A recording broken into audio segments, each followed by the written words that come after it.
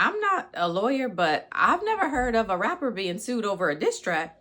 But it's 2024, so I guess anything can happen. Yes, let's talk about the Drake situation. So we actually haven't reached full lawsuit yet. What Drake and his team have filed is actually called a PreAction disclosure petition, which is basically them saying, hey, judge, we want to file a lawsuit, but we need some more information first. So please make these people that we want to sue hand over all the documents related to the thing we want to sue them about so that we can sue them.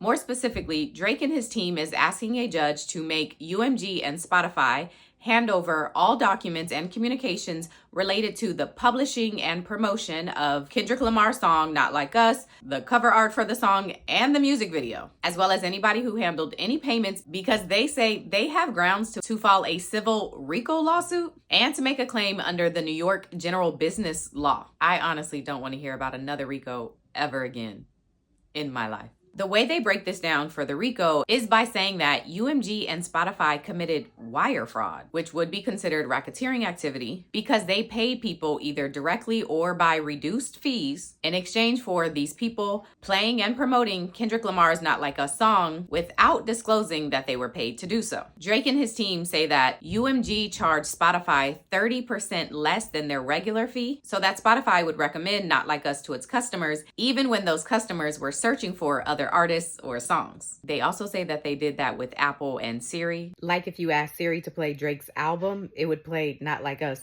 instead. The petition also claims that there were payments made to an anonymous whistleblower who announced on a popular podcast that they had been paid to use bots to stream Not Like Us and inflate the song's streaming numbers. By making these payments, the petition says that UMG, Interscope, and its co-conspirators defrauded customers into believing that Not Like Us was more popular than it actually was, which, because it included lyrics about Drake, ended up being harmful to Drake's popularity and his bottom line. Now, in regards to the New York Deceptive Business Act and the false advertising claim, the petition says that they have all of the elements to file a claim under these acts, because according to them, this scheme was targeted towards consumers, it was misleading in a material way, and it was harmful to the petitioner being Drake. The petition also says that consumers were further harmed because the artificially inflated popularity of the song caused consumers to purchase the right to stream or license the song and video when they otherwise would not have. So Drake and his team want the judge to grant an order that allows them to gather all of this information, which will help them identify all the people they need to name in the lawsuit, as well as get the dates and details of the payments, when they were made, how they were made, and for how much. They also want the judge to order all these execs at these companies to not destroy anything until they can get their hands on it. Also worth noting that